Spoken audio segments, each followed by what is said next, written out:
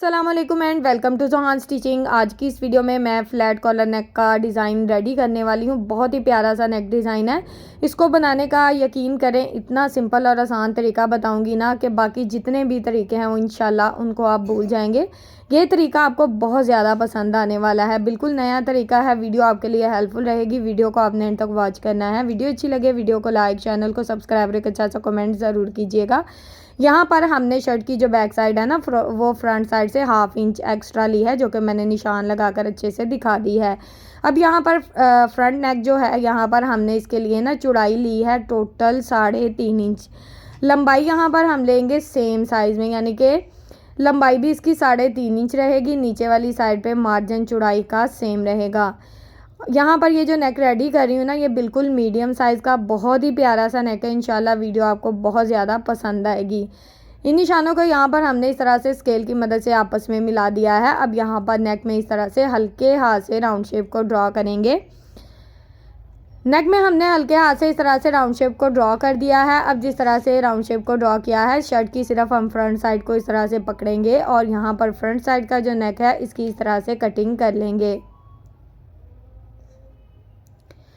Front side के नेक की cutting बहुत ही अच्छे से हमारी हो गई है। अब हमने यहाँ पर बैक साइड पे 1/2 इंच जो है ना इस तरह से निशान लगाएंगे। बिल्कुल 1/2 इंच के मार्जिन से एक और निशान लगा लेंगे।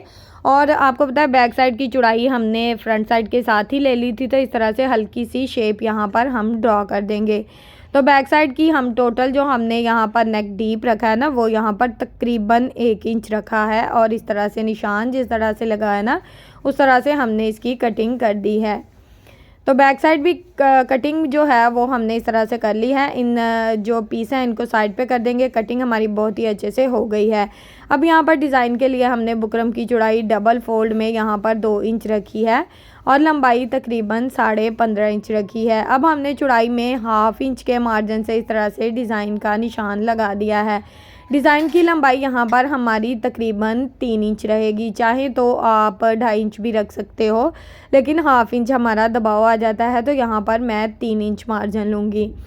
डिज़ाइन की लंबाई का मार्जिन हमारा 3 इंच रहेगा और इस तरह से इसको हमने बिल्कुल वी शेप में ड्रॉ कर दिया है।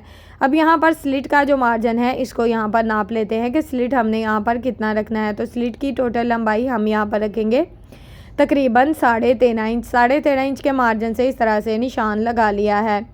अब यहाँ पर हमने इस तरह से बिल्कुल 2 पॉइंट का मार्जिन लेना है, यानी कि जितना हमारा सिलाई का दबाव अच्छा रहे बस उतना ही हमने स्लिट में इस तरह से मार्जिन लेना है और इसको बहुत ही अच्छे से ड्रॉ कर लेना है। अब 1/2 इंच का मार्जिन एक्स्ट्रा बुकरम का लेंगे और इसको भी बहुत ही अच्छे से ड्रॉ कर लेंगे। आज का जो नेक डिज़ाइन है इंशाल्लाह इसमें कॉलर लगाने का इतना आसान तरीका आप लोगों के साथ शेयर करूँगी ना कि आपका दिल खुश हो जाएगा। पिछले जितने भी तरीके हैं उनको आप भूल जाएंगे। ये तरीका इतना आसान और इतना खूबसूरत नेक डिज़ाइन आपका बनके रेडी होगा कि आपका दिल खुश हो जाएगा। तो प्लीज़ वीडियो को एंड तक वॉच कीजिएगा ताकि आपको एक एक पॉइंट की अच्छे से समझ आए। अब यहाँ पर स्लिट की कटिंग हमारी बिल्कुल अच्छे से हो गई है। अब हमने ना इसको एक्स्ट्रा फैब्रिक पे इस तरह से लगा कर ना साइड से जो 1/2 इंच फैब्रिक था ना इसको बहुत ही अच्छे से फोल्ड कर दिया है, सिलाई लगाकर सेंटर में इस तरह से कट लगा लिया है। यहाँ पर सेंटर में हम इस स्लिट को इस तरह से सेट करेंगे और यहाँ पर थोड़ा सा स्लिट को बढ़ा के रखना है, क्योंकि आपको पता है राउंड में नेक की कटिंग हो चुकी है। तो इस तरह से जो हमारे कॉर्नर है ना वो एक्स्ट्रा नहीं बचेंगे। इस तरह से हमने बिल्कुल इसके ऊपर जितना हमारा सेंटर में फैब्रिक का दबाव है बिल्कुल बुकरम के साथ साथ इसकी सिलाई को चलाते हुए इसी तरह से अपनी सिलाई को यहाँ पर मुकम्मल कर लेना है। सिलाई हमारी मुकम्मल हो गई है। सेंटर से हमने स्लिट की इस तरह से बहुत ही अच्छे से कटिंग कर लेनी है। एक्स्ट्रा फैब्रिक कट करने की ज़रूरत नहीं है। पहले ही इतना हमारा फैब्रिक होता है कि दोनों साइड पे इसका जो दबाव है वो अच्छा रहना चाहिए। यहाँ पर वी शेप में जो हमारा एक्स्ट्रा फैब्रिक होगा इसको कट करके बहुत ही अच्छे से नीट कर लेंगे। अब हमने यहाँ पर इसका जो बुकरम है इसको इस तरह से शर्ट की रफ साइड की तरफ बहुत ही अच्छे से पलट देना है। यहाँ पर इसको अच्छे से आयरन कर लेंगे ताकि हमारा स्लीव जो है ये बिल्कुल परफेक्ट शेप में बैठ जाए। यहाँ पर हमने ना इसको अच्छे से आयरन कर लिया है। जो भी हमारा हल्का फुल्का सा मार्जिन था उसको कट करके नीट कर लिया है। तो अब यहाँ पर मैं पोटली बटन बनाने के आप लोगों के साथ 2 तरीके शेयर करने वाली हूँ। पहला तरीका है कि अगर आपके पास किसी किस्म का कोई यानी कि आपको चीज़ नहीं मिलती, तो आप इस तरह से अपने फैब्रिक के सेम सूट के फैब्रिक के साथ भी पोटली बटन रेडी कर सकते हो। फैब्रिक को छोटा छोटा कट करेंगे और इस तरह से एक छोटी सी बॉल बना लेंगे और इस तरह से उसको फैब्रिक के सेंटर में रखेंगे और ये देखें इस तरह से हल्का सा राउंड में घुमाएंगे तो हमारा बहुत ही प्यारा सा ये देखें पोटली बटन बन जाएगा। मेरे पास ना यहाँ पर एक फॉमिक शीट थी। ये फॉमिक शीट आपको पता है कि अगर आप टेलर हैं तो आपको पता होगा कि ये पैंचे में इस्तेमाल होते हैं, शलवार के पैंचे में कढ़ाई वगैरह करने के लिए यूज़ होती है। तो इसको यहाँ पर ये मेरे पास एक्स्ट्रा पड़ी हुई थी तो इसको यहाँ पर मैंने लिया है और इस तरह से सेंटर से कट कर लिया और इसके इस तरह से छोटे छोटे से पीसीस कट कर लिए हैं। क्योंकि यहाँ पर मेरे पास फैब्रिक भी था और ये शीट भी थी तो इसके बटन भी काफ़ी सॉफ्ट बनते हैं और अच्छे भी बनते हैं और पायदार भी रहते हैं। ठीक है, तो मैंने इस शीट का इस्तेमाल किया। वैसे अक्सर मैं फैब्रिक के भी बटन बना लेती हूँ, इसमें कोई मसला नहीं है। इस शीट को भी हमने इस तरह से राउंड में घुमाया है बिल्कुल और इस तरह से फैब्रिक के अंदर रखते हुए इस तरह से फैब्रिक को राउंड में घुमा देना है। ये देखिए कितना अच्छा सा हमारा पोटली बटन रेडी हो गया। यहाँ पर धागे की मदद से हमने इसको अच्छे से राउंड में घुमाते जाना है और इस तरह से धागे को लॉक कर देना है। 1-2 बार लॉक करेंगे, फिर थोड़ा सा धागे को घुमाएंगे और फिर से 2-3 बार लॉक कर देंगे। तो इस तरह से भी हमारे जो पोटली बटन है वो बहुत ही अच्छे से बनकर रेडी हो जाएंगे। एक ही साइज़ में यहाँ पर बटन बन जाते हैं बहुत ही सिंपल और आसान तरीके से, क्योंकि हम शीट्स जो हैं ये बिल्कुल एक ही साइज़ में कट कर लेते हैं। तो यहाँ पर इनकी चौड़ाई और लंबाई जो थी मैंने सोचा मैं आपको बता दूँ। इनकी जो चौड़ाई थी ना वो 1.25 इंच थी और लंबाई थी तकरीबन 2.5 इंच इन शीट्स की लंबाई। अब हमने यहाँ पर स्लिट के ऊपर इस तरह से किनारे की सिलाई को चला दिया है। सेंटर में हमने इस तरह से सेंटर पट्टी रखी है, यानी कि फैब्रिक को फोल्ड करके रखा है और इसके ऊपर इस तरह से सेट करके एक किनारे की सिलाई को चला दिया है। सेंटर पट्टी तकरीबन, अगर आप मेरे रेगुलर व्यूवर्स हैं तो मैं हर वीडियो में बताती हूँ कि सेंटर पट्टी को हमने किस तरह से रेडी किया है। 2.5 इंच चौड़ी हमने सेंटर पट्टी ली थी और इसको इस तरह से सेट करके स्लिट में बिल्कुल रख दिया था और इसके ऊपर सिलाई चला दी है। अब यहाँ पर जब हम पोटली बटन लगा रहे होते हैं ना तो इनके ऊपर डबल सिलाई चलाना पड़ती है, यानी कि डबल मेहनत हो जाती है। तो मैंने यहाँ पर आज ना नीडल को इस तरह से ऊपर किया। एक साइड पे तो सिलाई हमने प्रेशर फुट के साथ ही चला ली थी और दूसरी साइड पे ना मैंने सिंगल फुट का इस्तेमाल कर लिया था। इस तरह से अगर आपके पास ये सिंगल फुट पड़ा है जिसके साथ हम पाइपिंग वगैरह करते हैं ना, नॉर्मल मशीन में भी ये फिट होता है, अगर आप टेलर हैं तो आपको पता होगा। तो इसके साथ ना एक ही सिलाई में ये देखें हमारा जो पोटली बटन है वो बहुत ही अच्छे से लग जाते हैं। तो इस तरह से ना यहाँ पर हमने इसको बहुत ही अच्छे से एक के बाद एक पोटली बटन को तकरीबन 1 इंच का गैप देते वो बहुत ही अच्छे से अटैच कर लिया था। यहाँ पर अगर आप डबल फुट का इस्तेमाल करते हैं ना तो आपको डबल सिलाई लगानी पड़ती है। अगर इस तरह से सिंगल फुट लगाते हैं तो ये देखें एक ही सिलाई में हल्का सा ना मैं पीछे से अपने हाथ का दबाव ले रही हूँ ताकि हमारा फैब्रिक जो है ये बिल्कुल एक जैसा रहे और इस तरह से स्लिट बनकर हमारा यहाँ तक रेडी हो गया है।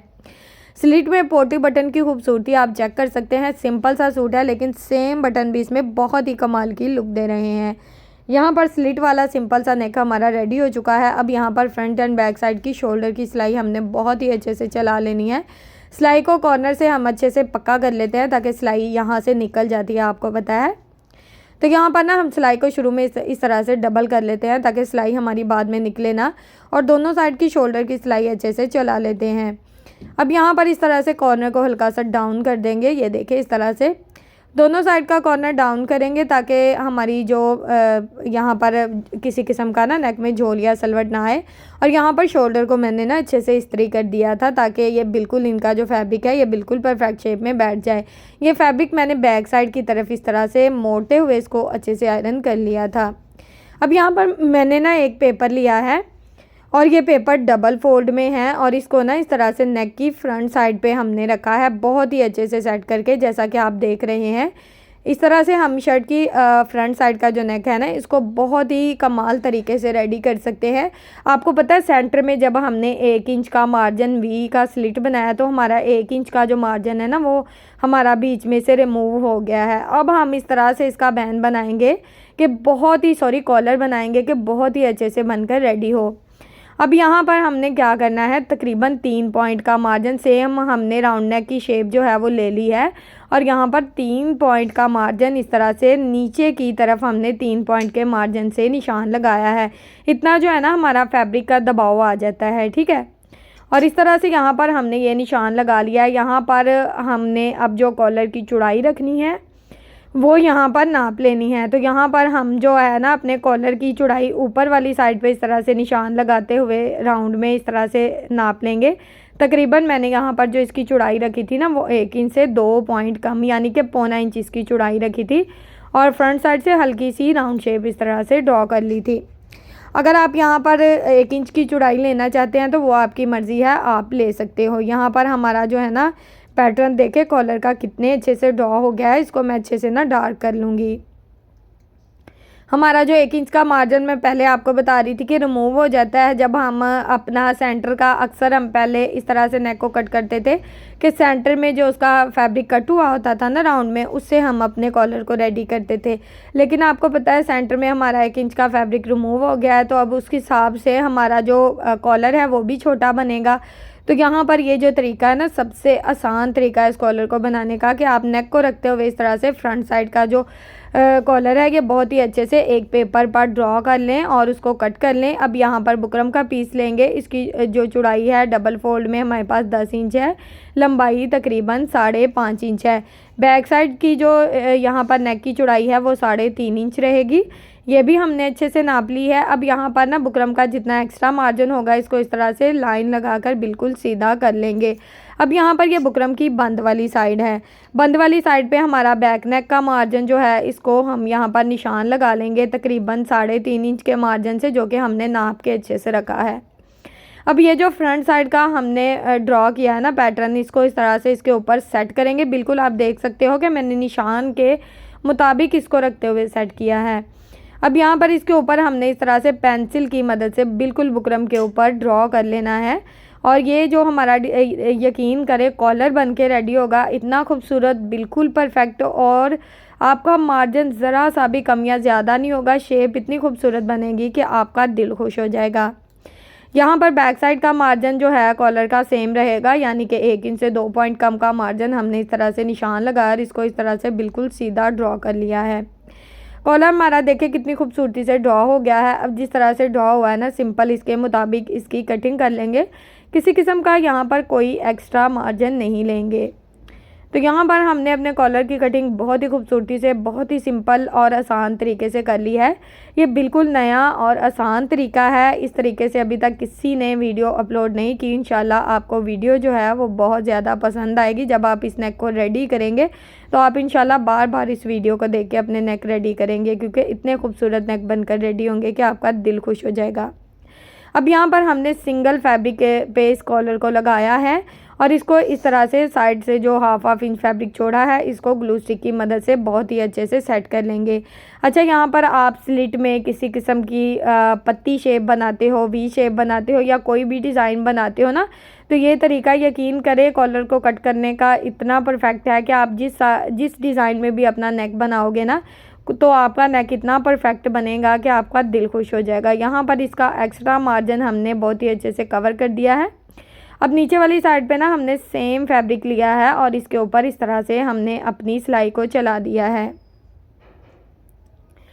यहाँ पर हमने कॉलर के साथ साथ बिल्कुल किनारे की सिलाई को चला देना है।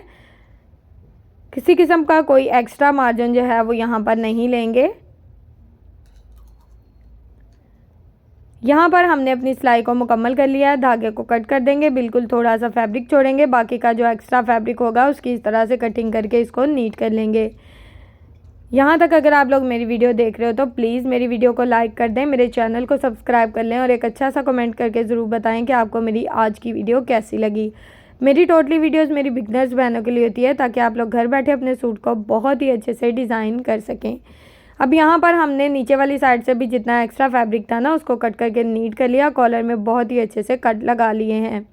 अब इसको रफ साइड की तरफ हमने हाथों की मदद से इस तरह से पलट देना है और यहाँ पर इसको आयरन किस तरह से करना है ये भी मैं आपको साथ साथ बताऊँगी ताकि आपको अच्छे से समझ आए कि इसका ये जो फैब्रिक है इसको किस तरह से बहुत ही अच्छे से सेट करते हैं। यहाँ पर हमने इसका जितना भी बैक साइड का फैब्रिक होगा उसको इस तरह से आयरन की मदद से बहुत ही अच्छे से ये देखें सेट कर लिया है। अब यहाँ पर हमने क्या करना है, नीचे वाला जो हमारा फैब्रिक होगा ना इसको भी हम बिल्कुल नए तरीके से बनाएंगे। तो यहाँ पर जितना फैब्रिक होगा उसको इस तरह से कॉलर के ऊपर इस तरह से फोल्ड करके इसको अच्छे से आयरन कर लेंगे। बाकी का फैब्रिक भी हमने इसी तरह से फोल्ड करके आयरन कर लिया था। अब ये जो कॉर्नर है ना इनको हाथों की मदद से इस तरह से आपने बिल्कुल कॉलर के अंदर इस तरह से बहुत ही अच्छे से सेट कर लेना है। किसी किस्म का कॉर्नर आपका बाहर नहीं आना चाहिए। पास करके आपको कॉलर दिखाऊंगी इसकी नफासत किस तरह से होगी। ये देखें ज़रा चेक करें, एक्स्ट्रा धागा मैंने यहाँ पर कट कर दिया है और इसके कॉर्नर देखें कितने अच्छे से हमने अंदर की तरफ फोल्ड कर दिए हैं। अब यहाँ पर जो भी आपने नेक का फैब्रिक का दबाव रखना है वो यहाँ पर निशान लगा लेना है। बैक साइड पे भी एक छोटा सा कट लगा लेंगे और कॉलर की सफाई और ख़ूबसूरती आपके सामने है। अब यहाँ पर सेंटर से इस तरह से कॉलर को डबल फोल्ड करेंगे और एक निशान लगा लेंगे। अब हमने यहाँ पर कॉलर को इस तरह से सेंटर से खोल लेना है। इस तरह से यहाँ पर एक कॉर्नर के हिसाब से भी आप खोल सकते हैं और इस तरह से इसको सेट करेंगे। जो दबाव का निशान लगाया होगा बिल्कुल उसी में हमने इसको इस तरह से सेट करना है। अब यहाँ पर इसके ऊपर हमने सिलाई चलानी है। यहाँ पर दबाव अच्छा रखें ताकि आपका कॉलर बिल्कुल परफेक्ट शेप में लगकर रेडी हो। अब यहाँ पर इसके फैब्रिक को ना नेक के फैब्रिक को इस तरह से कॉलर के अंदर वाली साइड पे सेट करते जाएंगे। यकीन करें एक ही सिलाई में आपका जो कॉलर है यहाँ पर लग के रेडी होगा। बिल्कुल सॉफ्ट हाथों से आपने यहाँ पर शर्ट के फैब्रिक को पकड़ना है और जब यहाँ पर सेंटर आ जाता है ना तो आपने सेंटर को सेंटर से मिलाते हुए इस तरह से सिलाई चलानी है ताकि आपका मार्जिन हल्का फुल्का सा भी ऊपर नीचे ना हो। अब यहाँ पर कॉर्नर के हिसाब से सिलाई चला लेंगे और यहाँ पर एक कॉर्नर पे अपनी सिलाई को रखते हुए पहले इस तरह से फैब्रिक को सेट कर लें अपने फ्रंट साइड के, फिर इसके ऊपर सिलाई चलाएं ताकि आपका जो कॉलर है ये बिल्कुल भी ना बढ़े, बिल्कुल परफेक्ट शेप में रेडी हो। अब यहाँ पर इसके ऊपर सिलाई को अच्छे से पक्का कर लेंगे। कॉलर बनकर हमारा रेडी है और नेक की फाइनल लुक आपके सामने है। पोटली बटन के साथ हमारा बहुत ही प्यारा सा नेक रेडी हो गया। फ्रंट एंड बैक साइड की नफासत आपको चेक करवा रही हूँ। उम्मीद है कि आज की वीडियो आपके लिए हेल्पफुल रही होगी। वीडियो अच्छी लगे तो प्लीज़ वीडियो को लाइक, चैनल को सब्सक्राइब, एक अच्छा सा कमेंट ज़रूर कीजिएगा। ओके जी, अल्लाह हाफिज़, फ़ी अमानिल्लाहि, अस्सलाम वालेकुम।